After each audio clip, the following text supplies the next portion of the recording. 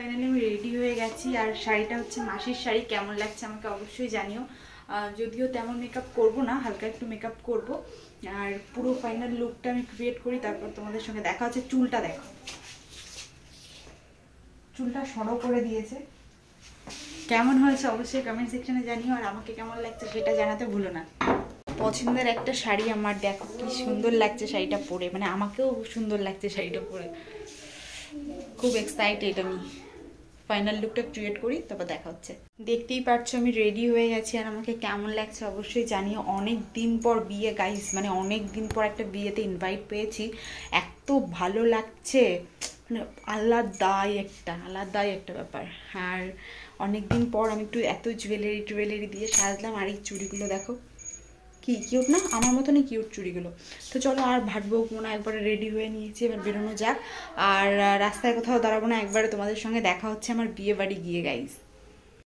Finally আমরা বিয়ে বাড়ি চলে এসে, আর এই যে দেখো গেট, মানে আমরাও যে টাইমে ঢুকেছি সেই টাইমেই ঢুকেছে হচ্ছে বরযাত্রী। দেখো বরযাত্রীরা এত পরিমাণ ভিড় করেছে এখানে, মানে গেট ধরার ভিড়, আর আমরা তো ভিতরে যেতেই পারছিলাম না। ফাইনালি চলে আসলাম ফ্রেন্ডের কাছে। দেখো কি সুন্দর লাগছে, পুরো লক্ষ্মী ঠাকুরের মতন। আরে ভাই দাঁড়াও, আমাকে কেমন লাগছে সেটা তো বলে যাও, তোমরা তাড়াতাড়ি বলো। তারপর আর কি অনেক দিন পর দেখা হলো, আর সবাই মিলে ওর সঙ্গে অনেক গল্প করছিলাম, আর আমি বকবক করেই যাচ্ছিলাম যে তোর আর কষ্ট করে কথা বলতে হবে না, আমি পরে ভয়েস দিয়ে দেবো। আর দেখো হাসছিল। তারপর চলে আসলাম ডেকোরেশন এখানে, মানে ছাদনাতলা যেটাকে মেন বলে, যেখানে বিয়েটা হবে সেখানে। আর ওদের বাড়ির ডেকোরেশনটা এত সুন্দর করেছে গাইজ, মানে অসাধারণ ডেকোরেশন। আর এই যে দেখো বরমশাই বসে রয়েছে বউয়ের জন্য। খালি মুখে আর কতক্ষণ থাকবো, একটু কফি খেয়ে জোর বানিয়ে চলে গেলাম হচ্ছে গেটের দিকে। আর দেখো গেটের এখানটায় কি সুন্দর ডেকোরেশন করেছে, পিছনের টুনি লাইটগুলো কিন্তু খুব সুন্দর।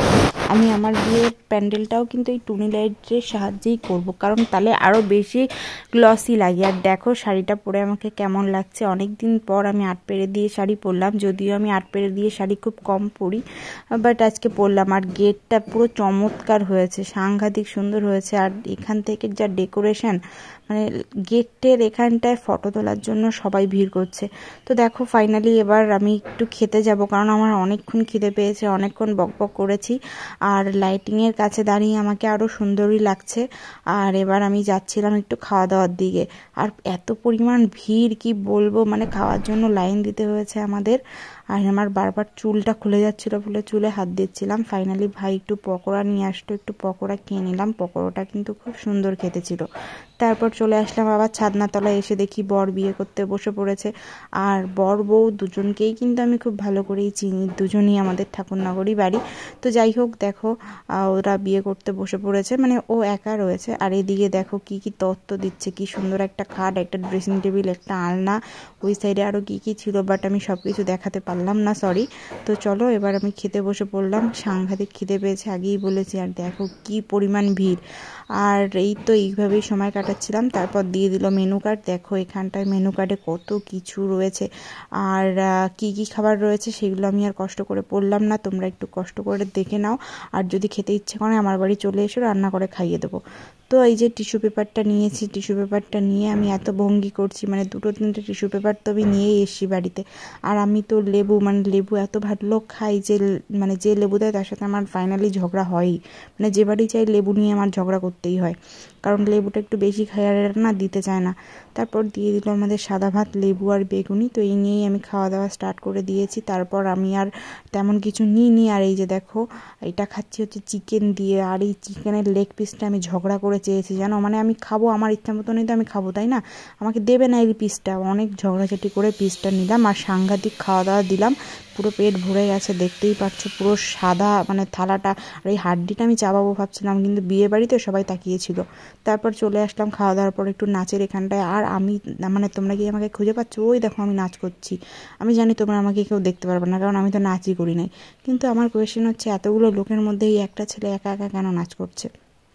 তারপর ভাবলাম একটু যাই, ওদের বলে আসি যে আমি এবার বেরোবো, কারণ অনেকটা টাইম হয়ে গেল।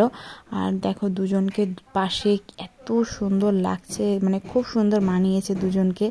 আর দুজনের দিকে তাকিয়ে মাঝে মধ্যে একটু চোখে চোখে কথাও বলছিল, সেটা নিয়ে সবাই গসিপ করছিল যদিও। আর সবাই একটা কথাই বলছিল যে এখন কেন তাকাচ্ছিস, একটু পরে তো তোরই হাজব্যান্ড হয়ে যাবে, তুই তো সারাদিন কথা বলবি, বক বক করবি। তো যাই হোক, ওদের বিয়েটা ভালোভাবে সম্পূর্ণ হলো। আর আমি বেরিয়ে পড়লাম, কারণ ওদের বাড়ির থেকে আমাদের বাড়িটা অনেকটা দূর। আর আজকে আমি মা ভাই তিনজনেই গেছিলাম বিয়ে বাড়ি।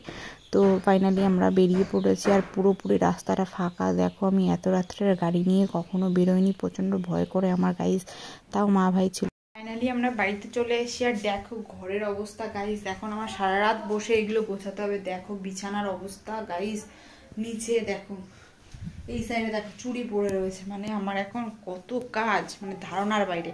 তো যাই হোক গাইস, আমার ভিডিওটা এই পর্যন্তই। যদি তোমাদের ভালো লাগে অবশ্যই একটা লাইক করবে, কমেন্ট করবে, শেয়ার করবে। চ্যানেলে যদি নতুন হয় চ্যানেলটা সাবস্ক্রাইব করে আমাকে কেমন লাগছে অবশ্যই জানাতে ভুলো না।